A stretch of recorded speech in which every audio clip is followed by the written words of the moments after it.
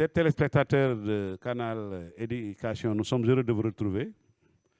Alors, pour continuer notre immersion dans le secteur de l'éducation et de la formation, nous avons l'honneur de recevoir aujourd'hui un très grand messier, j'allais dire, pour ne pas le nommer, M. Mathiam Thiam, qu'on ne présente plus, dans certains cercles alors, de l'éducation et de la formation. Il est une icône vivante. Et dès que vous prononcez son nom, ça réveille chez beaucoup, n'est-ce pas, en tout cas de ces anciens étudiants, des souvenirs vivaces, mais des souvenirs aussi qui sont très positifs. Alors, M. Mathiam donc fait partie de ces voix-là qui comptent donc dans l'histoire d'une discipline. Des voix qui ne se contentent pas de gérer, mais qui écrivent, qui théorisent, qui tracent la route pour les générations suivantes. Ce soir, donc, nous avons l'honneur de recevoir ce grand messieur. Inspecteur général de l'éducation et de la formation, il porte une triple casquette, celle du technicien exigeant, qui maîtrise chaque virgule des programmes d'anglais, celle du réformateur, parce qu'il a beaucoup écrit, nous le verrons tout à l'heure. Donc, réformateur qui pense l'école sénégalaise dans sa globalité, et celle du chercheur praticien, surtout. C'est un aspect important. Pour l'anglais, il a été plus qu'un inspecteur. Il est un architecte. Il a contribué à redéfinir les curricula, à armer les professeurs, à hisser la discipline vers plus de professionnalisme et de crédibilité. Sous son impulsion, enseigner l'anglais au Sénégal a gagné en clarté, en méthode et surtout en ambition. C'est donc un grand maître, un guide, un serviteur de l'éducation que nous recevons aujourd'hui. Bonjour, M. Mathiam. Bonjour, M. Bey. C'est un honneur pour nous, alors, et pour ceux qui croient encore à l'éducation, de vous avoir comme invité pour transformer ce pays. Merci. Alors, M. Mathiam, certainement, comme je l'ai dit, avec les autres invités qui sont passés, en taquinant un peu et en citant le professeur Mamouché Diagne, dont nous avons hâte de voir ici, sur le plateau, grand monsieur. Oui, qui disait à l'occasion d'une conférence publique à Saint-Louis pour présenter le professeur Ibrahim Thiam, disait il m'est quasiment impossible de vouloir habiller un baobab. Malheureusement, je ne suis pas angliciste et la déformation du professeur a oublié de mettre sa version française. Alors, sous ce rapport d'ailleurs, je crois que je vais lui donner l'occasion de faire sa propre présentation pour ne pas écorcher un peu, n'est-ce pas, la langue. Vous voulez que je commence? Vous avez la parole, monsieur. Merci, monsieur. Parlez-nous un peu de votre cursus. La dernière fois, avec monsieur Habib, on a dit que naturellement, quelqu'un est spécialiste de l'approche par les compétences ne peut pas ne pas parler de curriculum dans son discours. Et en foison d'ailleurs. Donc, parlez-nous un peu de votre curriculum. Comme vous voyez bien, bon, j'ai eu la chance vraiment d'être dans la génération des 68 ans qui ont pu aller faire toutes les études à l'étranger. J'ai fait ma licence le BA, comme on dit, le Bachelor of Arts, à l'Université Laval du Canada. J'ai fait 4 ans.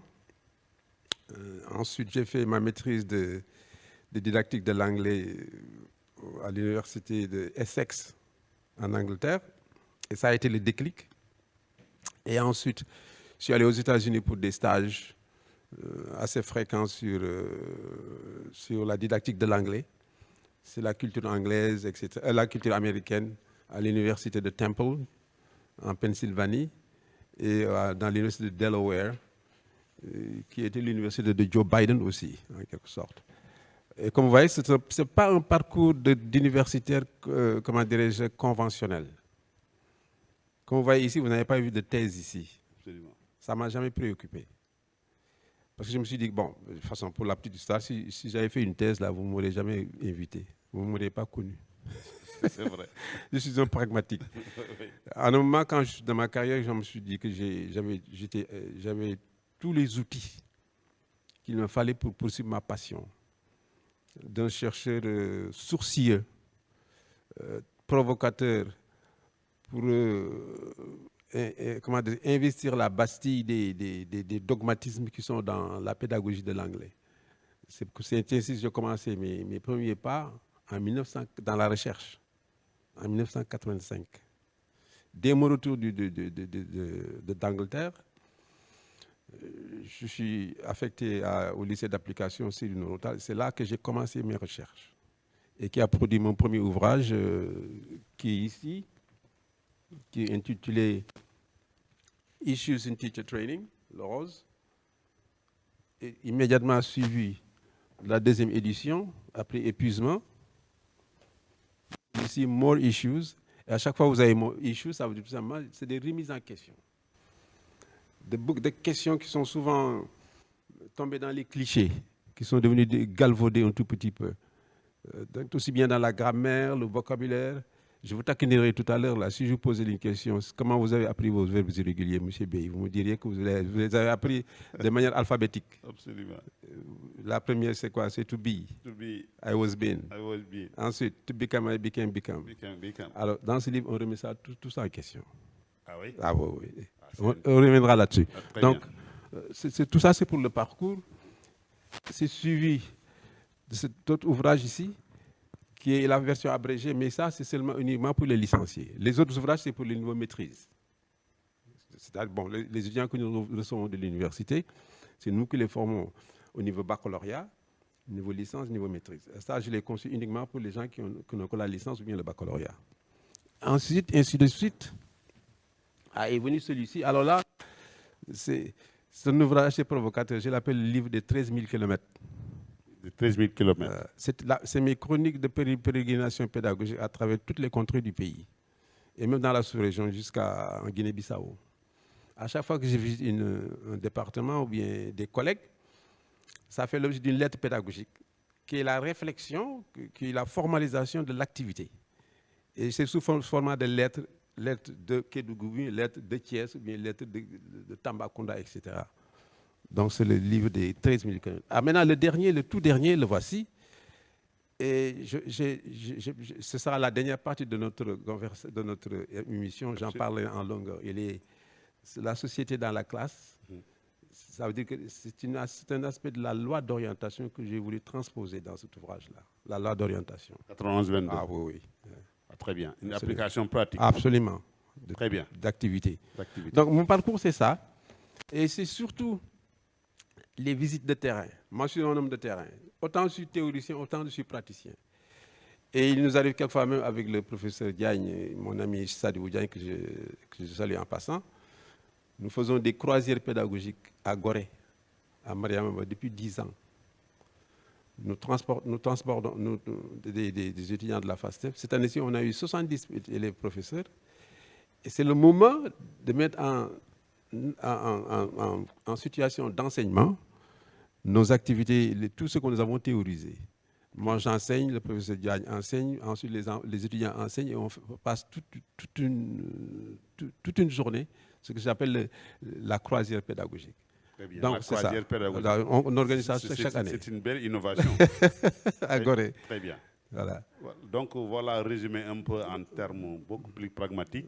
Alors, le parcours, j'allais dire, mais en action. Absolument. De monsieur Mathiam Thiam. C'est ça. Déjà, ça corrobore un peu ce que certains vous connaissant disaient déjà, votre pragmatisme. Ah oui, oui. Alors, très bien, ça se voit. L'action. Très bien. Maintenant, on sait que le système éducatif sénégalais est surtout marqué par ce qu'on appelle une obésité programmatique. C'est ce que je disais, oui. Alors, induite, vous dites, par une hypersensibilité disciplinaire. Alors, tout ça couronné par un manque cruel de pertinence, des contenus et autres déficits de formation initiale et continue, n'est-ce pas, et permanente des enseignants. Absolument. Maintenant, la question, que nous voulons aborder, juste, c'est de voir, mais à partir de quand date l'introduction de l'anglais au Sénégal et qu'est-ce qui justifie ce besoin? Déjà dès les années 60. Dès après les indépendances, bon, l'anglais, bon, on ne peut pas ignorer l'anglais dans un système éducatif. Donc, sa présence, c'est une évidence. Tout ce qu'on peut dire, c'est peut-être son évolution. Alors, dès les années 60, les gens de ma génération, parce que moi je suis de cette génération, l'anglais est introduit, mais disons, c'est ce que s'appelle la période scolastique. Alors, pour parler de l'anglais, son évolution de manière diachronique, je peux séquencer ça à 4 moments. Un moment que j'appelle le moment scolastique, des années 60 jusqu'à 70. Le deuxième moment, c'est le moment structuraliste, des années 70 jusqu'à 80, peut-être 80, avec le CLAD, etc. Et ensuite, le moment 90-2000, c'est la tranche la communication. Et la dernière tranche et la plus importante, laquelle que nous vivons aujourd'hui, c'est la branche que je caractérise de pragmatique. Donc, commençons par la première tranche. Oui, vous parlez de le moment scolastique. Pourquoi scolastique? Vous serez surpris de savoir que la pédagogie de l'anglais à cette époque ne nous vient ni du 19e siècle, ni du 18e siècle, mais nous vient de la Renaissance. De la Renaissance. Oui. C'est loin dans le temps, ça. Du temps de la Pléiade de Ronsard et de Du Bellay. Absolument. Alors, qu'est-ce qui s'est passé en France en ce moment? C'est la Renaissance. Alors, les poètes de tradition française se sont rendus compte que la langue française était dégénérescente. Il fallait la réhabiliter, l'embellir, l'enrichir par l'imitation des anciens. Absolument. C'est ça le credo de la Pléiade. Embellir et enrichir la langue française par l'imitation des anciens. Quels anciens? Les anciens gréco-latins. Les Pétrarques, les Sénèques, Ésope. Et d'ailleurs, c'est grâce à Ésope que nous connaissons Jean de La Fontaine. Jean de La Fontaine n'a rien créé. Il n'a fait que traduire en français les œuvres d'Ésope qui étaient écrites en vers, en latin, en prose. Il les a traduites en français, en vers. Ça, c'est son mérite. C'est d'un genre à un autre. C'est pour dire que l'importance de cette nouvelle pédagogie naissante, la traduction. C'est de là que nous tenons le thème et la version, que vous connaissez très bien. Absolument. Et qui a fait beaucoup de vagues. Et qui est jusqu'à présent le apple pie, comme on dit en anglais, de ce qui s'est fait dans les facultés en général. C'est vraiment l'instrument d'apprentissage le plus privilégié. Thème, version, version, thème. Alors, quelles étaient les vertus de cette pédagogie scolastique? Parce qu'elle s'évertuait à montrer de manière toutes les nuances les plus sophistiquées dans la langue de ses structures. Et la langue est devenue un objet de savoir en lui-même, en elle-même plutôt. C'est ça. Donc, on ne dit pas, c'est beaucoup plus du point de vue esthétique. Dans une analyse contrastive entre le français et l'anglais, cette structure, comment on la rend en français, comment on la rend en anglais. Si bien qu'on avait ce qu'on appelle les thèmes d'imitation. On prend un texte classique dans la littérature classique, on extrait les aspects, les structures grammaticales, lexicales, etc. On essaie maintenant de les traduire, de les utiliser en français dans des versions françaises. Vous voyez ce que je veux dire? Donc, c'est un exercice de va-et-vient entre l'anglais et le français. Et de là, l'élève avait une connaissance vraiment assez bonne des mécanismes de la langue, et du point de vue systémique, du point de vue normatif. Mais c'était la période muette. On ne parlait pas. On ne parlait pas. On décrivait, mais on ne parlait pas, on n'interagissait pas. Ce n'était pas l'objet. Et c'était le niveau des savoirs à cette époque.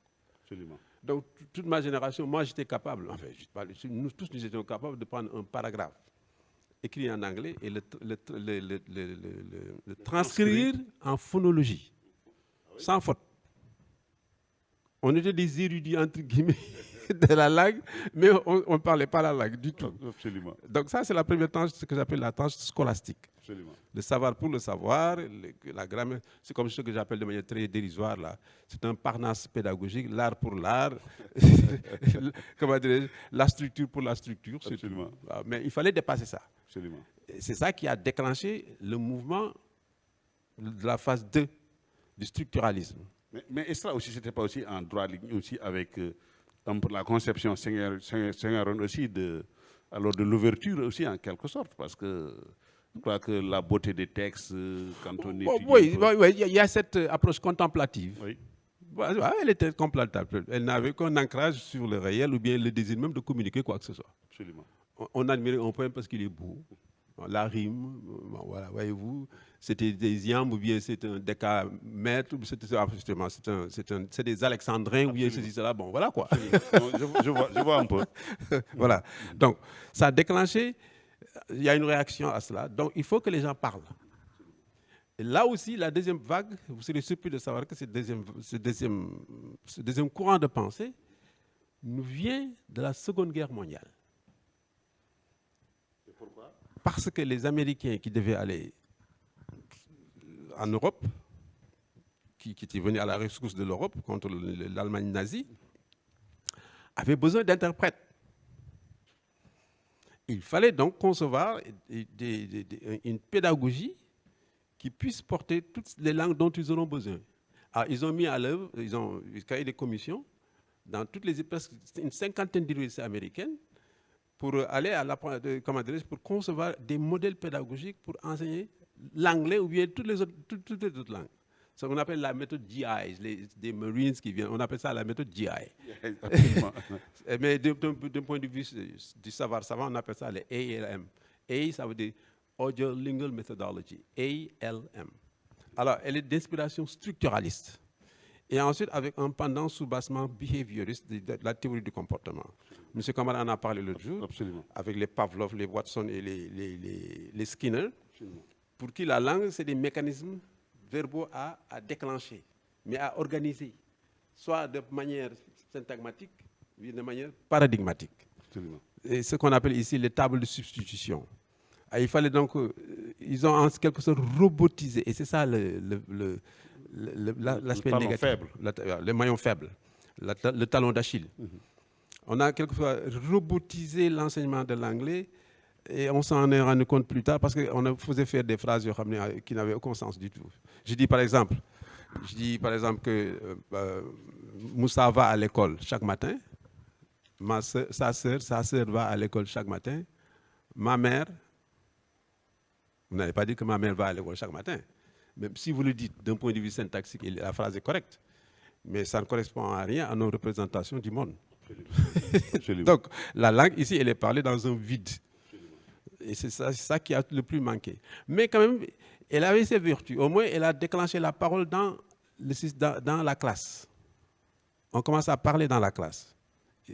On appelle ça gesticuler. Il y avait beaucoup de gesticulation, mais pas assez d'activités créatrices. Voyez-vous? Et c'est dans ces entrefaits-là qu'est né le CLAD au Sénégal. Et le CLAD aussi avait aussi, au moins pour la première fois, on avait les magnétophones dans les classes. On entendait l'anglais. On disait l'anglais. Il y a une certaine clameur dans l'école à une certaine heure de la journée et tout le monde s'y mettait, quoi. Absolument, absolument. Bon, maintenant, qu'est-ce qui s'est passé plus tard? Il fallait avoir des figurines, un tableau de feutre. Et ça, la logistique était très lourde. Elle n'était pas soutenable. Et ensuite, c'était éprouvant du point de vue physique. Un professeur doit se lever, visualiser un syntagme, faire les substitutions, les enfants vont suivre, on va faire des répétitions individualisées, des répétitions collectives, etc. C'est fatigant. Et donc, les professeurs ont subi le coup un tout petit peu, sans compter maintenant la maintenance du matériel pédagogique qui était lourde. Les figurines commençaient à se décomposer, parce que c'est des morceaux en carton. Absolument. Il fallait afficher sur des tables de feutre qui n'étaient plus adhérentes. les batteries, c'est ça, les magnétophones tombaient en panne, il n'y avait pas de pile, il n'y avait pas d'électricité. Bon, donc, on passe dessus. Il y a des limites. Il y a des limites. Voilà les limites du CLAD à cette époque-là. Donc, ça manquait cruellement de créativité. Et quand nous parlons de langue, c'est Chomsky qui est le premier à théoriser cela. Que la langue, c'est l'aspect créatif. Comment l'esprit aimé est capable d'engendrer la parole, une parole qu'il n'a jamais entendue. Mais à partir d'éléments de son environnement, bien entendu. Mais il y a cette machine qu'il appelle le LAD. Le LAD, c'est LAD en anglais, le Language Acquisition Device. C'est un organe d'acquisition de la langue. Tout le monde en a. Voyez-vous? Donc, c'est cet aspect de création, de l'aspect créativité qui a cruellement manqué au CLAD. Et c'est voué à l'échec. Ce qui déclenche la tranche suivante. La troisième phase. Comment la phase, la communication. Comment vous l'appelez? La communication. Ce qu'on appelle le CLT, Communicative Language Teaching. Okay. En partant des déboires, ou bien des insuffisances, des carences de ce scolastisme et de la méthode structuraliste un peu mécaniste, on sentait qu'il y avait quelque chose qui manquait. Parce que communiquer, c'est créer un discours. Un discours à partir d'un contexte. Et ça, c'est très, très important. Un contexte dont émergent les mots pour dire un monde. Et j'ai l'habitude de dire qu'on a besoin des mots pour dire le monde, mais sans le monde, les mots n'auraient aucun sens. Absolument.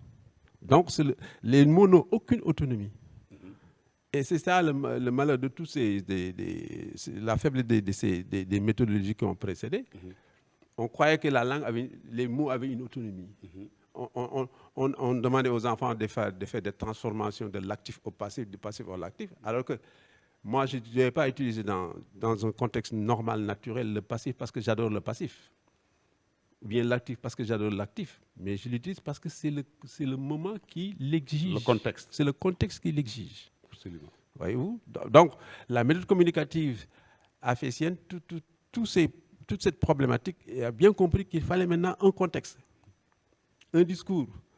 Donc, il faut savoir qui parle, à qui il parle, à quel moment et pourquoi. Absolument. Si j'ai pour M. Béis de la rage contre vous, la manière de l'exprimer ne sera pas la même manière que j'exprimais cette même rage à mon fils. Absolument. Donc, c'est le rapport social qui modifie la langue que nous allons utiliser. Donc, la méthode communicative a été très soucieuse de l'incorporation de la vertu du discours dans la construction des interactions. Absolument. Mais ça, ce n'est que du point de vue théorique. Et ce qui a manqué, c'est la formation, M. Béhi. La formation. Oh, mon Seigneur. Formation des enseignants. Oh, des enseignants. Bon, les collègues qui ont précédé, on parle de deux formations. Il y a une troisième formation. C'est la formation permanente. La formation permanente. Permanente. Initiale, continue, permanente. Quelle est la différence? Bon, l'initiale, on connaît. Absolument. Et j'ai m'appesantir un peu sur la formation initiale.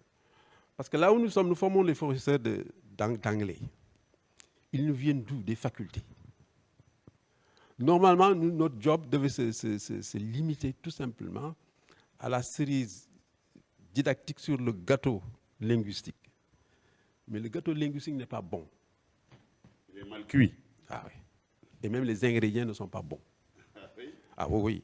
Parce qu'on ne peut pas continuer à enseigner l'anglais au XXIe siècle de la même manière qu'on l'a enseigné il y a 60 ans. Moi, quand j'apprenais l'anglais, avant d'aller au Canada, j'ai fait 3 mois, 6 mois à l'université de Dakar. Ensuite, j'ai abandonné. J'ai eu la chance d'avoir une bourse, sinon je ne serais jamais un enseignant. Je n'ai jamais fait des études universitaires. J'étais dépité. Les intrants que nous avons à ce niveau, quand vous apprenez l'anglais à cette époque, dans les années 60, il n'y avait qu'une seule porte d'entrée. C'est les classiques. Les classiques de la littérature anglaise, de la littérature américaine. Vous avez les James Joyce, ou bien Dickens, ou bien vous parlez tout à l'heure de Shakespeare, tout ça, quoi. On n'avait pas le choix.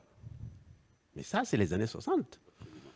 Moi, quand j'étais à l'Université Laval, si j'avais voulu faire une thèse sur Shakespeare, je l'aurais faite. Parce qu'on a appris, on a fait presque toutes les tragédies, les comédies de Shakespeare. Presque tout. Mais ces contenus, s'ils étaient pertinents à cette époque, ou bien pas pertinents, mais je veux dire, on n'avait pas le choix. Mais aujourd'hui, M. Béhi, on a le choix. On a le choix, on a de nouvelles portes d'entrée. Les portes d'entrée, vous savez c'est quoi? Oui. C'est le numérique. Le numérique. Si vous allez sur YouTube, moi déjà dans les années 90, j'ai conçu un cours pour le Centre culturel américain où j'officiais. Tenez-vous bien, vous connaissez la chaîne CNN. Absolument. Un cours en entier dans les années 90 sur CNN uniquement comme contenu d'enseignement, à partir des problématiques des relations internationales, du commerce international, de la géopolitique, géostratégie, de la sociologie, de l'environnement, tout, à partir de cela. Pourquoi? Parce que c'est des éléments de langue qui sont contemporains, qui ont une certaine fraîcheur contemporaine, qui ont une certaine pertinence contemporaine, à travers des problématiques contemporaines. Absolument. Ce qui n'est pas dans les textes des anciens qui sont toujours dans les facultés. Absolument. Nous avons des problèmes de formation à 3 niveaux. La formation est une variable à 3 modalités. La première, c'est la formation initiale. Deuxième, la modalité continue. La troisième, la modalité permanente. Mais la plus importante, c'est la formation initiale. Et on pense que la formation initiale commence chez nous. Non. La formation initiale commence à l'université parce que c'est là qu'on doit mettre en place le socle disciplinaire. Mais maintenant, si le socle disciplinaire n'est pas sur le bon terrain, vous tombez victime de défaut de pertinence. Vous voyez ce que je veux dire? Absolument. Parce que c'est un déphasage. Voilà. Et déjà, merci, le professeur Tube, qui a fait ce réquisitoire cinglant contre sa propre université, disait qu'il y avait un décalage criard entre les contenus d'enseignement et ce dont la société a besoin du point de vue contemporain. Absolument. Donc, il y a des ajustements, je ne dis même pas des ajustements, c'est une révolution. Des ruptures, quoi. Absolument, radicales. Mais moi, si j'ai je le dis, bon, peut-être avec un peu d'immodestie, mais ça fait 52 ans que j'enseigne, moi. Ah oui? 52 ans. C'est un parcours. Alors, qu'est-ce qui me vaut cette longévité pédagogique? Ce n'est pas la routine. J'ai tué le maître qui était en moi. Comme le disait Nietzsche, absolument, rend un mauvais service à son maître celui qui demeure son éternel élève. Absolument. J'ai refusé d'être un éternel élève. Et nous devons refuser que nos enfants soient nos éternels élèves. Sinon, moi j'ai formé des gens qui sont des professeurs émérites de l'université, qui ont atteint des cimes que moi je n'ai pas atteintes. Et ça, c'est ma médaille, moi, ça. Absolument. Il faut que l'enfant tue le père. Absolument. La mort du père dont on parle tout à l'heure. Mais dans ce sens-là, quoi. Absolument. Donc, il faut qu'il y ait ces mutations, ces révolutions dans les contenus d'enseignement qu'on fait dans nos facultés. Ils sont poussiéreuses, ils sont archaïques. Et ça, je l'ai déjà dit. À travers d'autres... Non, même à la faculté. On m'a invité une fois, je leur ai dit, vous êtes en déphasage. Quand le professeur Tube le dit, lui, il est crédible. Il a l'autorité académique et scientifique pour le dire. Mais moi, comme je me dis, je me suis un sans-culotte de l'université. Bon, mais quand j'ai des grands maîtres qui le disent, bon, au moins, c'est ma couverture. Et pour vous conforter dans ce que vous dites, déjà dans les années 90, Pathé Diagne, en fait, dénonçait cela, justement. C'est que les enseignants, M. B, sont conservateurs. Absolument. Parce qu'on s'accroche à ces savoirs comme des certitudes. Absolument. Et dès que vous avez cette mentalité, vous êtes toujours en danger dès que vous entendez une opinion contradictoire. On est frileux. Frileux. Et ensuite, cette frilosité, elle est renforcée par notre culture que nous avons, par notre rapport au savoir, d'un point de vue épistémologique. Absolument. Nous avons tendance à sacraliser non seulement le savoir, mais celui qui porte ce savoir. Absolument. Alors que un intellectuel, c'est un subversif. Absolument. C'est un hérétique. Absolument. Il cultive l'hérésie de manière permanente. Absolument. Et notre culture ne peut pas accepter ça. Absolument. Parce qu'à chaque fois que je critique M. B à travers ce qu'il a écrit, M. B perçoit ça comme une attaque personnelle. Absolument. Non, ce n'est pas ça. Donc on doit savoir nous détacher des objets de savoir. Dès que moi j'écris ce livre-là, il ne m'appartient plus. Absolument. Il appartient à la communauté scientifique. Ils sont libres de faire ce qu'ils veulent. Donc, il faut que cette mutation, que ça se fasse. Ça, c'est important. Au niveau d'abord des facultés, avant qu'ils ne viennent chez nous. Parce qu'on est obligé d'apprendre beaucoup de choses. Et là, ça c'est aussi lié à la formation initiale. Absolument. Mais cette initiale, elle a 2 phases. Absolument. La initiale disciplinaire et initiale pédagogique didactique. Nous sommes des didacticiens. Moi, je ne suis pas un grammairien. Ce n'est pas mon métier. Absolument. Je connais la grammaire. Absolument. Parce que pour pouvoir enseigner la didactique de la grammaire, il faut connaître la grammaire. Absolument. Mais ce n'est pas mon métier. C'est le métier des gens qui sont là-bas. La littérature, ce n'est pas mon métier. L'analyse stylistique, l'esthétique des gens, tout ça, ce n'est pas mon métier. Absolument. Donc tout ça, ils doivent l'asseoir, mais sur le bon terrain. C'est le terrain qui n'est pas bon. Absolument. Donc là, il faut vraiment, comme on dit, Oser. Oser. Oser. Oser. Déconstruire. Déconstruire. Vous êtes d'ailleurs apparemment, comme on le dit, en tout cas, j'allais dire entre guillemets, un fan de Derrida qui parle de déconstruction. Absolument. Il faut porter l'héritage vers un ailleurs meilleur. Un ailleurs meilleur, absolument. Un ailleurs meilleur. Absolument. C'est ce que Derrida appelle la fidélité infidèle. La fidélité infidèle. La fidélité infidèle. Absolument. Vous êtes fidèle à certains aspects du métier, mais vous êtes infidèle dans le déchirement, dans le besoin d'aller ailleurs. Aller ailleurs. Et ça, c'est important. Ah oui. Mais un intellectuel, il remet en cause. Et c'est suivi de quel autre aspect, à part la période? Maintenant, ça, c'est la formation initiale.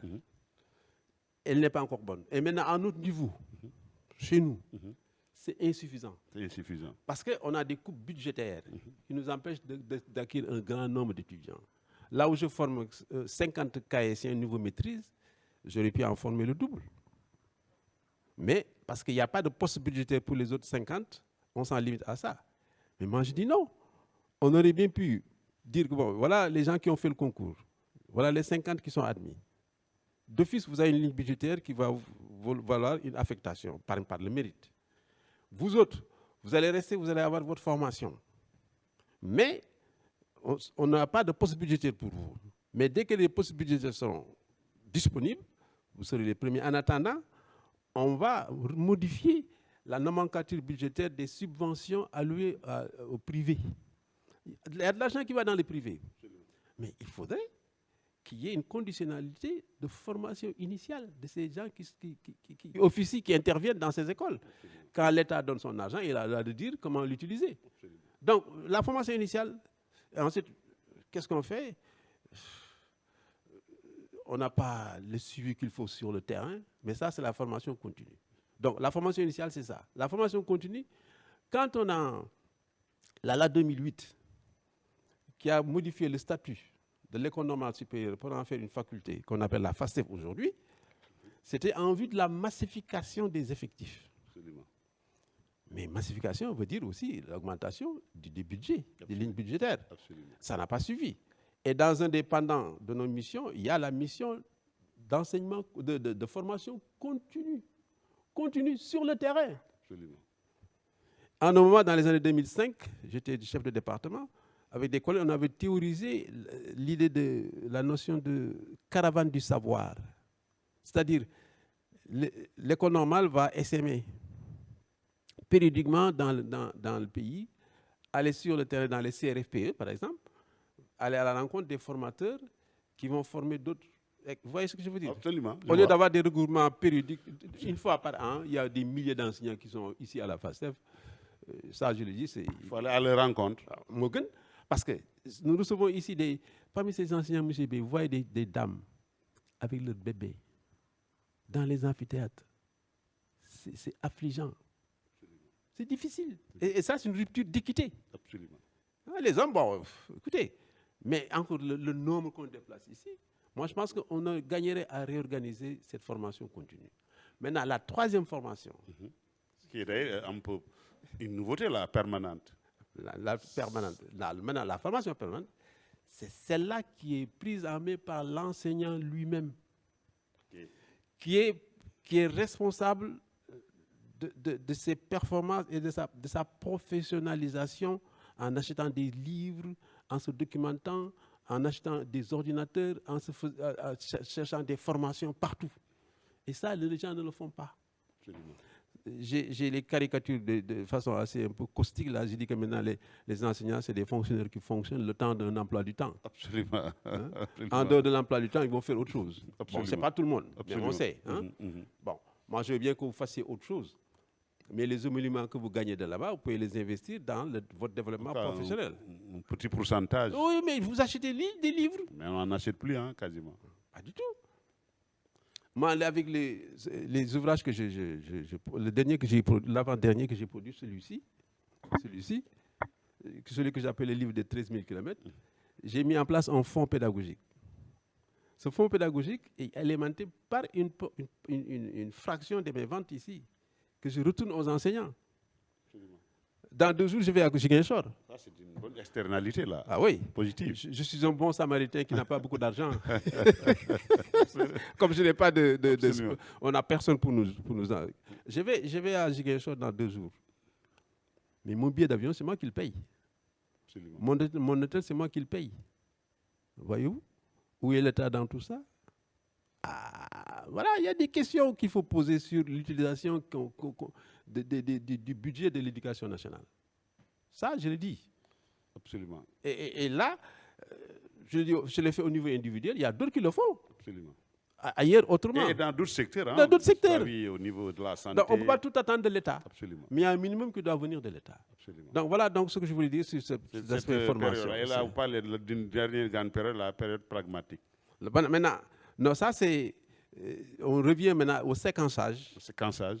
On a fait les 3 périodes. La période, il faut résumer un tout petit peu. Scolastique, la période structuraliste, la période de la communication. Maintenant, la dernière, pragmatique. Pourquoi pragmatique? L'approche par les compétences est venue vers les années 2000 et bien entrée dans le primaire. Mais presque complètement inconnue dans le secondaire. Et là, le secondaire est dans un désert pédagogique. Donc, pourquoi pragmatique? La méthode communicative, quand même, a pu déclencher des interactions et la production d'un discours contextualisé qui se rapproche de ce que les gens font dans les routines de la société, hein, de la socialisation. Monsieur B, comment allez-vous? Comment ça va? Comment va la famille? Qu'est-ce que vous faites aujourd'hui? Est-ce que vous avez du temps pour me recevoir aujourd'hui? Non. Voyez-vous comment inviter? Donc, les fonctions communicatives, on les connaît, on sait comment les enseigner, mais la méthode communicative s'arrête à ça le plus souvent. Il y a un aspect qui est très important. Et là, ça me donne l'opportunité de parler de la loi d'orientation. Monsieur Bey, la loi d'orientation, c'est l'un des textes les mieux écrits de la littérature éducative. Il est magnifique. Absolument. Il est magnifique. Parce que le 91-22. Ah oui, dans son préambule, il dit que le Sénégal, dans sa marche vers le développement, est confronté à des problèmes économiques, sociaux et culturels. Il convient d'adapter les contenus, je dis bien les contenus, à ces problèmes pour leur trouver des solutions. Donc, vous avez problème, vous avez solution. Et c'est ça l'APC. L'APC se résume en cela. C'est ça. Vous êtes face à un problème, il faut une solution pour résoudre. Quelles sont les ressources que vous allez mobiliser, internes ou externes?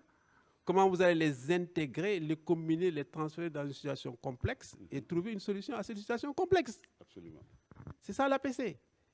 Et ensuite, la loi d'orientation ne s'arrête pas à ça. C'est seulement trouver des solutions en liant l'école à la vie. C'est dans le texte. Absolument. Un autre mot que j'adore dans ça, qui a un accent marxiste d'ailleurs, pour transformer la société. On est dans la praxis, quoi. C'est dans le texte. Absolument. Et quels sont les enseignants qui le savent? Et je dis souvent, avec beaucoup de solennité, que la loi d'orientation, c'est le texte fondateur qui couvre dans sa voûte conceptuelle la crèche enfantine la plus innocente à la chaire universitaire la plus savante. Absolument. Absolument. Tout le monde est sous cette voûte. Absolument. Mais chacun maintenant tire de son côté. Absolument. Ce que je disais, je dénonçais par l'hyperdisciplinarité. Les gens habitent ensemble, mais ne vivent pas ensemble. Parce qu'il n'y a pas de contrôle, il n'y a pas d'évaluation. Il n'y a pas d'interdisciplinarité. Bien sûr. Et surtout au niveau supérieur. Évaluer les gens sont heureux d'être évalués. Mais là, un système qui n'est pas évalué, comme disait d'ailleurs votre collègue Habib, ça pose problème. Oui, absolument. On est frileux, alors que bon... Et pourquoi cette résistance-là? Mais c'est parce qu'il y a le confort pédagogique. On a la paresse de... Non, il y a le confort. Oui. On ne veut pas remettre en question, comme je dis, ces certitudes. Le contraire du savoir, ce n'est pas l'ignorance, c'est la certitude. Absolument. C'est une somme de certitudes. Absolument. Et ces études, dès que vous les touchez, les gens sont... Ah non, je ne suis pas d'accord. Moi, j'ai eu beaucoup de problèmes quand j'ai commencé à émettre mes idées sur la façon d'enseigner la grammaire, parce que les gens étaient à l'âge scolastique. Absolument. Je l'ai dit, moi, je suis passé par là, moi aussi. Mais j'ai osé revenir sur toutes ces questions et les remettre sur la table. Mais souvent aussi, on déplore un peu cette situation-là de l'enseignement de l'anglais au Sénégal, qui est un peu dans une sorte de situation, ce qu'ils appellent une situation diglosique, parce qu'il n'y a pas assez d'heures consacrées à l'anglais et que par conséquent aussi l'anglais est perçu comme une matière d'examen au bac, au BFM. Mais tout ça aussi, comment vous l'analysez, quoi? C'est-à-dire qu'on n'a pas donné à l'anglais son statut. Et là, M. Bey, et ça touche à un autre aspect, la cohabitation des disciplines et des langues. L'anglais, l'arabe, le wolof. Quand nous avons commencé à introduire l'anglais au primaire, il y a eu beaucoup de résistance. Oui, ça va perturber les études, il y a déjà assez de langues. Mais il faut qu'on soit d'une rigueur scientifique sans complaisance. Ce n'est pas parce que je suis angliciste que je le dis. Mais tout le corpus scientifique universel, il est écrit en anglais. Il n'est pas écrit en wolof. Il n'est pas écrit en portugais. Il n'est pas écrit en arabe. Un tout petit peu en français. Donc, par intelligence stratégique, on doit savoir quel est le statut de quelle langue. Quelle est la fonction de cette langue dans nos systèmes éducatifs. Et laisser les orgueils là, nationaux, les idéologies, de côté. Il y a donc ce que j'appelle un peu ce que les spécialistes appellent cette diglosie. Ouais. Parce qu'en fait, en réalité, l'anglais donc n'a pas du tout en quoi le statut qu'il mérite. Bon, ça, c'est une mauvaise gestion des savoirs et des apprentissages dans notre gestion du système scolaire. Mais si on savait dès le départ, et j'espère que dans la refondation du système éducatif dont on parle, on va statuer sur le statut de ces langues. Parce que toutes les langues s'arrêtent à Dias. Ensuite, c'est l'anglais. Absolument. Souvent, nous, on nous sollicite, même les milieux maraboutiques nous sollicitent pour faire des cours d'anglais. Absolument. Absolument. Mais soyons intelligents. Et d'ailleurs, quand je parle de cette question, je dis, mais relisez l'aventure ambiguë de Cheikh Hamidou Kane. L'injonction de la Grande Royale d'aller à l'école de l'Occident. Ouais. D'apprendre à lire le bois au bois. Et apprendre à avoir raison sans avoir raison, comment dirais-je, à gagner sans avoir raison. Absolument. C'est ça. Absolument. Et ensuite, parce qu'ils ont les armes. Absolument. Alors, le Japon, qu'est-ce qui a fait sa force? Un pays qui a été bombardé, bombe nucléaire 2 fois, qui réjaillit de ses cendres. Ils ont envoyé leurs élites chez les conquérants. Absolument. Pour apprendre à lier le bois avec le bois. Ils l'ont réussi, oui ou non? Ils l'ont parfaitement réussi. Mais bien sûr, il ne faut pas avoir peur de l'Occident. Il faut prendre. Et ensuite, il faut pas. Et même la Chine dont on parle. Et comment? Il faut pas que des fixations pathologiques sur nos orgueils nous empêchent de voir où se trouve notre intérêt. Mais ça dit que finalement, la cohabitation sous-jacente là que vous voulez alors peut-être mettre un peu ici en relief, c'est-à-dire que c'est vrai, nous devons valoriser nos langues, c'est vrai, c'est important, c'est un moyen, en tout cas surtout au niveau de l'école de base, ça permet peut-être une meilleure appropriation, mais que l'anglais quand même, on doit lui donner toute sa place. L'essentiel, c'est que les experts, les décideurs soient prudents. Et soit imbus de ce que j'appelle cette intelligence stratégique. Comment? Qu'ils soient imbus de cette intelligence stratégique pour reconnaître où se trouve l'intérêt entre les langues. Les collègues qui sont passés ici ont parlé de ces langues nationales. Bon, nous reviendrons tout à l'heure sur l'APC. Mais c'est une petite parenthèse. On va lui consacrer d'ailleurs d'ici quelques minutes. C'est une parenthèse très, très utile. Mais quel est aussi le statut qu'il faut donner aux langues nationales? Il faut poser cette question. Moi, je suis entré dans la polémique, et c'est heureux, c'est très fertile, c'est très fécond. Je ne m'entends pas tellement souvent avec les collègues sur l'utilisation des langues nationales dans le système éducatif. Il faut faire très attention. On dit qu'aucun pays ne s'est développé dans une langue étrangère. Mais ça, c'est un cliché. Ah oui? Monsieur B. Vous battez ça en brèche? Je bats ça en brèche. Et comment? Bon, voilà. Et quand vous le dites, vous pensez à quel pays? La Chine, le Japon, les dragons, de manière générale. Prenons la Corée. D'abord, le Sénégal le Wolof, avec l'entrée du colon, et les colons sont chez nous depuis combien d'années? 4 siècles, 5 siècles de présence coloniale, donc de présence de la langue française ici. Je ne parle même pas d'anglais, je parle du français. Absolument. Toutes les élites que nous avons formées ici, jusqu'aux années 80, étaient d'excellentes élites qui étaient formées en français. Pourquoi ils réussissaient? Mais justement, ça veut dire que, juste là-bas, une parenthèse. Parce que le mot élite aussi ne pose pas aussi, en fait, un problème d'équité. En fait, si on parle d'élite, c'est un petit groupe. Monsieur B, alors que nous voulons... On a besoin d'élite. On a besoin d'élite maraboutique, on a besoin d'élite managériale, on a besoin de scientifique. Mais l'élite, ce n'est pas quelqu'un qui écrase la masse. L'élite est celui qui est capable de tirer les masses vers le haut. Mais c'est que chez nous, on a comme l'impression que c'est le cas. Non, en tout cas, c'est une perversion de l'élitisme. Absolument. Un élitisme conquérant, et arrogant, condescendant. Non. Le savoir ne se démocratise pas. Absolument. C'est l'accès au savoir qui se démocratise. Est-ce que vous suivez bien? Oui, oui. Il ne faut pas avoir peur de le dire. Oui. Vous avez été en classe avec beaucoup de jeunes. Quels sont ceux qui ont réussi? Selon les normes reçues, mais ils ont pu réussir ailleurs. Absolument. Absolument. Il y a des gens qui sont dans l'informel qui peuvent acheter votre maison, votre voiture, tout. Ils n'ont jamais été aussi loin que vous. Oui. Donc il y a plusieurs voies de réussite. Mais la nation a besoin d'élite. L'élite, c'est l'excellence. C'est-à-dire que c'est bizarre, c'est sous les tropiques, comme on dit, qu'on entend souvent ces vocables. Élite, cadre. Mais ailleurs, c'est comme si... Galvaudé. Oui. Cadre, qui est cadre? Absolument. Bon. Mais je crois qu'il y a une déformation. Si même vous voulez, galvaudage je ne veux pas aussi. parler du Sénégal, mais d'une manière générale. Nous sommes des pays encore sous-développés pendant 60 ans. Pourquoi? C'est la faillite des cadres. Justement. C'est la faillite des cadres. C'est pourquoi peut-être Les cadres comme moi, col blanc, cravate, tout ça, oui. C'est pourquoi peut-être la dimension de l'introduction des langues... Bon, mais maintenant, non, attendez. Là aussi, je n'ai pas fini mon raisonnement. Nous parlions de la Corée. La Corée doit son développement, vous ne pensez pas parce qu'il s'est développé dans sa langue. Attention. C'est vrai parce qu'ils ont une langue écrite. Nous, on n'a pas de langue écrite. Vrai ou faux? Absolument. On n'a pas de langue. Le débat est posé. Non, on n'avait pas de langue écrite. Écrite. Quand les colons sont venus ici, il n'y avait pas de langue écrite. Absolument. Alors, ça, il faut on a fait l'effort maintenant, voilà, la transcription. Ça. Donc, la Corée, il y a une date repère du point de vue géopolitique. La guerre de Corée 1950, les années 50.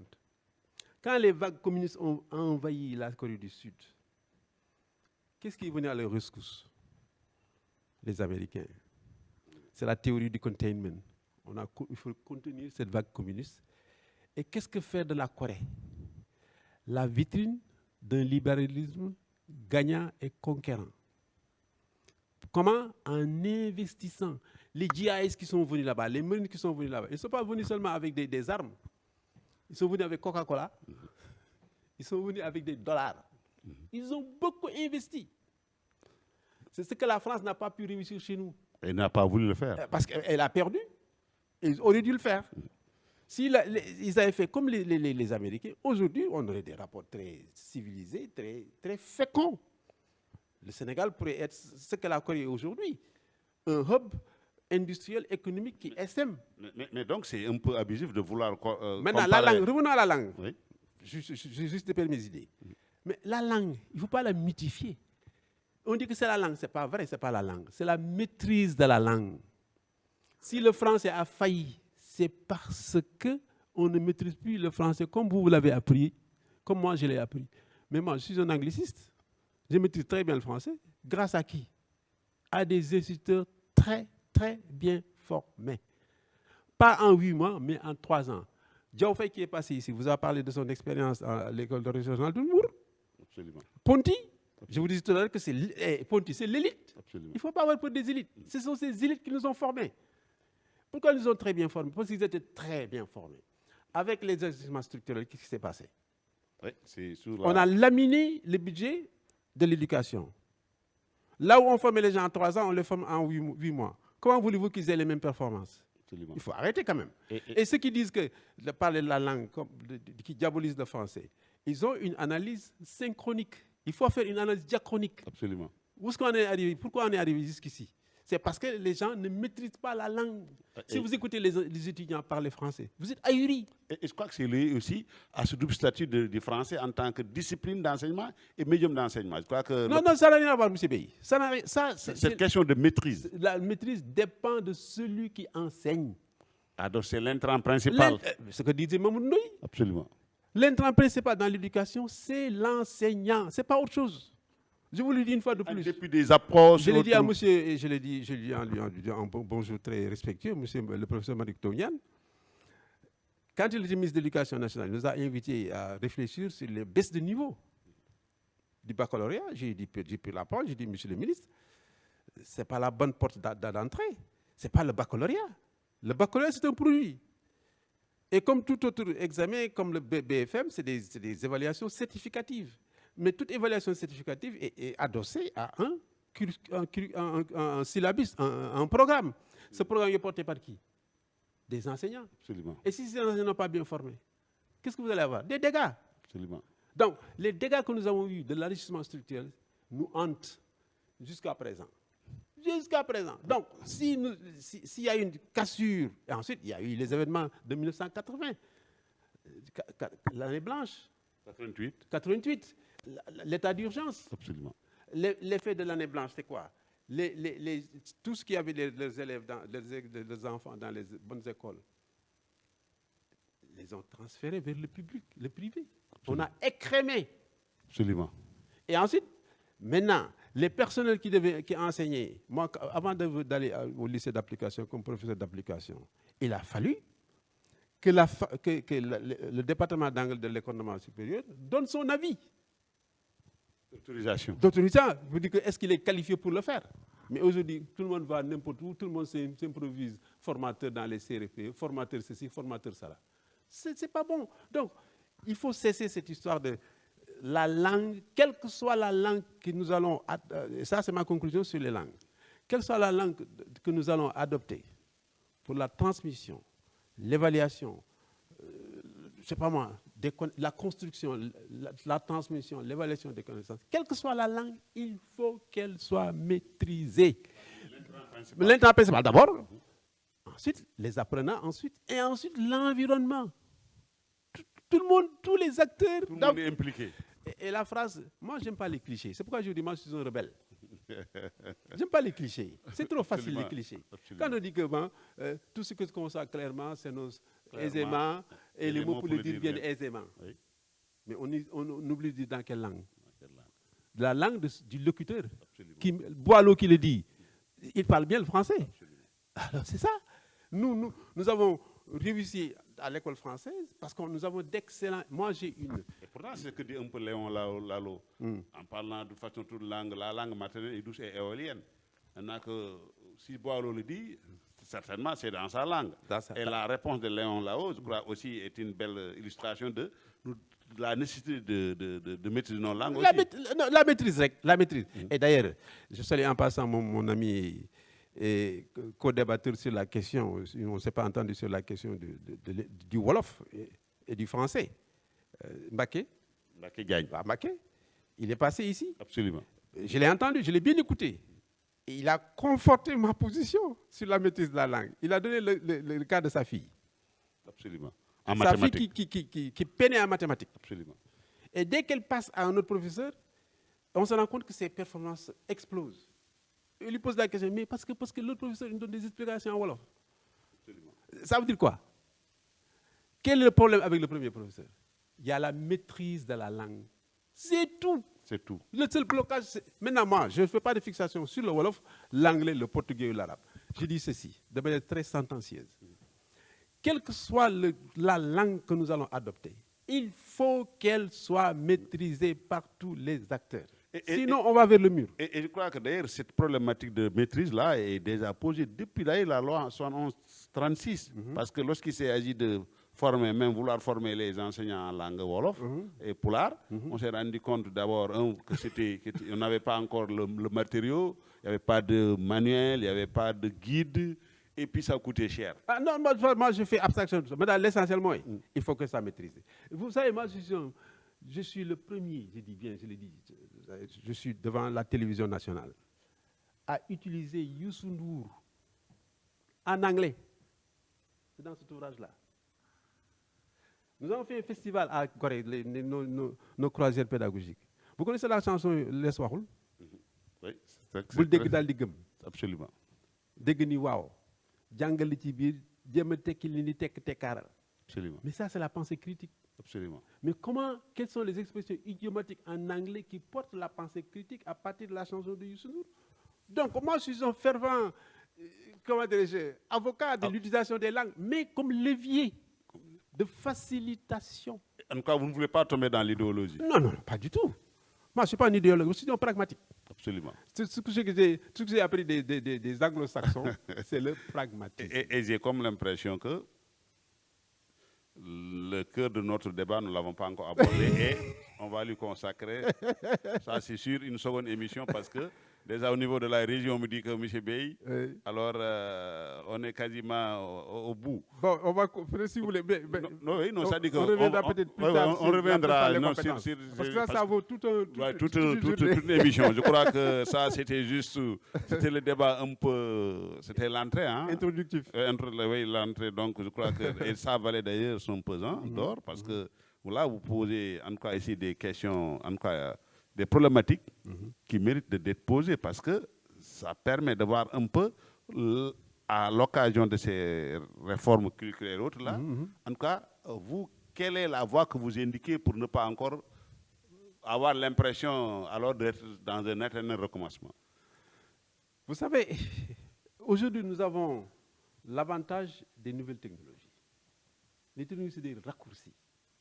Et même toute cette situation de cohabitation, de concurrence entre les langues, on peut l'éviter. Quand nous allons dégraisser le système éducatif, il y aura assez d'espace de construction de savoir pour tout le monde. Mais regardez ce que les enfants apprennent en histoire et géographie. C'est volumineux en sciences de la vie et de la terre. Je suis avec des collègues de la faculté, la FASTEF. Ils sont bien placés pour le corroborer. Ils me le disent, monsieur Thiam, vous n'avez pas fait raison. Non, ils viendront ici. On apprend des choses aux enfants qui ne serviront à rien du tout. Et moi, je crois aussi, est-ce que ça aussi, ce n'est pas les pièges de l'approche par les contenus? C'est ça. Parce qu'à présent, on a du mal. Et la scolastique. Oui. Elle le poursuit encore. Et je crois que ça aussi, c'est une réalité. Hein? Maintenant, quand on a dégraissé, reprofiler le système, on a largement le temps d'allouer le temps qu'il faut à l'anglais. Regardez, pourquoi les séries S1 sont les meilleures? Ce n'est pas parce que c'est des génies. C'est parce qu'on a bien compris le profil. Vous voulez un mathématicien, un scientifique, il a 8 heures de physique, 8 heures de mathématiques. Absolument. Mais allez voir les L, ils ont combien d'heures d'anglais? 4 heures, peut-être. Au plus, ils ont 4 heures ou 3 heures. Mais c'est inadmissible. Et les coefficients aussi ne sont pas conséquents. Quand vous avez dans les séries scientifiques, maths coefficient 8, physique coefficient 8, mais on devrait avoir, si moi je veux devenir un angliciste demain, je dois avoir 8 heures de cours d'anglais. Absolument. Avec un coefficient aussi conséquent, en français aussi, dans les autres langues. Donc, on doit dégraisser quand on aura dégraissé le système, il y aura assez d'espace de construction de savoir pour tout le monde. Mais on pense même à l'idée d'un bac optionnel. C'est-à-dire que moi, je suis bien en anglais.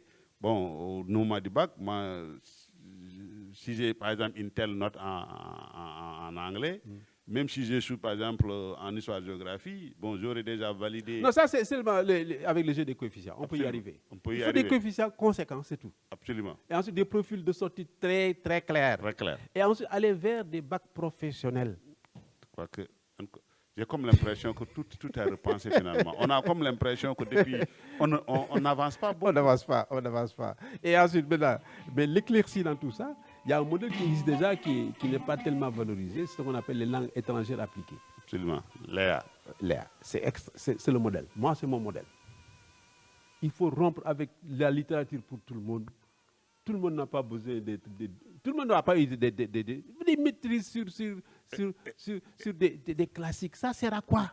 Et là, vous posez en filigrane, n'est-ce pas, la question de l'employabilité. Absolument. Absolument. Vous avez dans le monde du marché, et même chez nous en anglais. Et ensuite, ce que j'apprends, l'autre voie de sortie, c'est comment socialiser les humanités.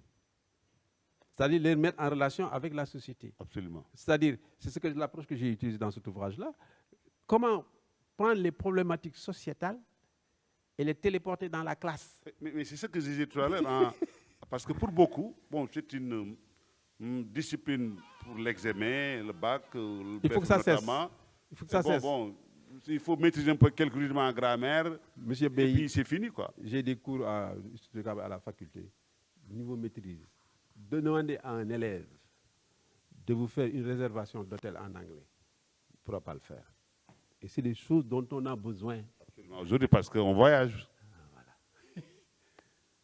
Demandez à un élève de faire une lettre de protestation parce que pour telle et telle question. Demandez-lui de faire... Et même, ce n'est pas seulement en anglais, c'est dans toutes les disciplines. Qu'est-ce que c'est qu'une procuration? Comment ça se fait? Comment ça s'écrit? Parce que moi, je faisais ça à l'époque. On sortait des classes et je demandais à mes élèves d'aller pouvoir écrire une plainte contre, comment écrire une plainte, comment Voilà. on fait une déclaration Voilà. au niveau de la douane, Exactement. etc. Donc, c'est ce que j'appelle ensuite non seulement socialiser les savoirs, mais aussi les professionnaliser de manière précoce. Absolument. Il y a un ancien recteur, M. Ndiaye, j'ai oublié le prénom. Salut Ndiaye. Salut Ndiaye, mon ami. Le Saint-Lusien, monsieur très élégant, que je salue au passage, qui était ambassadeur en Gambie. Ça lui a émis une idée lumineuse. Comme il dit que même le droit public, on doit l'enseigner dans nos écoles. Absolument. C'est ça, c'est ce dont la société a besoin. Absolument. Si tu voulais une société citoyenne, civile, citoyenne et bien policée, il faut qu'ils sachent les éléments juridiques, absolument. Les règles qui régissent, qui organisent, qui civilisent la société. Très bien.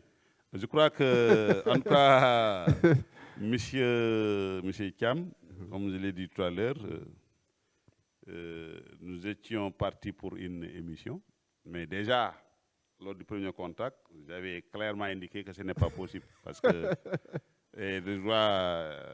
l'entretien de ce matin me donne raison. Je crois que nous serons dans l'obligation de revenir et maintenant d'attaquer le cœur du problème. C'est-à-dire que la question de l'APC, quels sont les défis et les solutions, bien sûr, n'est-ce pas, dans le système de la crèche à l'université. Et là, on aura l'occasion véritablement, alors, n'est-ce pas, en tout cas, d'évoquer toutes les problématiques, alors, pour simplement aider à comprendre davantage la réforme curriculaire. Tout à fait, tout à fait. Je serai à votre disposition. Très bien. Merci. Je crois que, chers téléspectateurs, donc, vous voyez, nous avions raison. Déjà, ceux-là avaient raison de dire, vous serez en face de peut-être d'un monsieur qui, au-delà de l'anglais, qui a abordé d'autres questions, peut-être que les gens auxquelles ne s'attendaient surtout pas. Je crois que ça aussi, c'est l'intérêt d'avoir eu comme invité M. Mathiam, qui est un philosophe apparemment, mais qui... Apprenti philosophe. Parce que là, vraiment, c'est une approche assez intéressante, parce que sous-tendu par une certaine philosophie tout de même. Et quand vous évoquez Nietzsche, parce que vous l'aimez, parce qu'il est dans l'action, je crois que ce pragmatisme-là se vérifie à travers ce que vous dites. Et je crois que donc nous aurons l'occasion, comme je l'ai dit, dans un second entretien, d'aborder un peu cette période pragmatique-là, caractérisée par l'apparition de l'APC, etc. Parce qu'il le faut. Donc, chers téléspectateurs... Vous me permettez peut-être de dire un mot à l'endroit des remerciements. Oui, non, je vais vous donner donc la parole tout à l'heure. Nous serons donc obligés de reprogrammer M. Mathiam pour une seconde, voire même troisième émission, parce qu'on ne sait jamais. Mais là, on lui donne donc la parole pour le mot de la fin. Merci, M. Bey. Merci pour l'opportunité. Mais je voudrais surtout remercier M. le ministre de l'Éducation nationale, M. Moustapha Mbaba Guirassy, qui m'a beaucoup accompagné dans la production de mon dernier ouvrage. Notre relation date d'une 50aine d'années. Remercier les membres de son cabinet que j'ai connus dans le tard, quand même, des gens exceptionnels. Il y a beaucoup d'expertise au niveau de l'Éducation nationale dans son cabinet.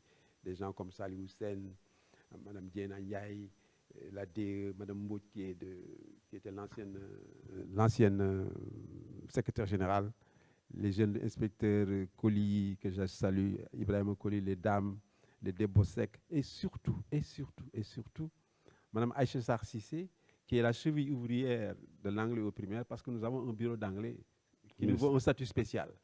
C'est elle qui gère ce bureau d'anglais.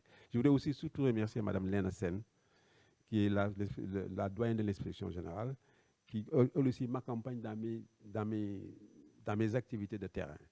Et tous mes collègues inspecteurs généraux, et mon équipe de ce que j'appelle mes grognards qui m'accompagnent dans mes travaux de recherche. J'ai des grognards comme Napoléon, quoi.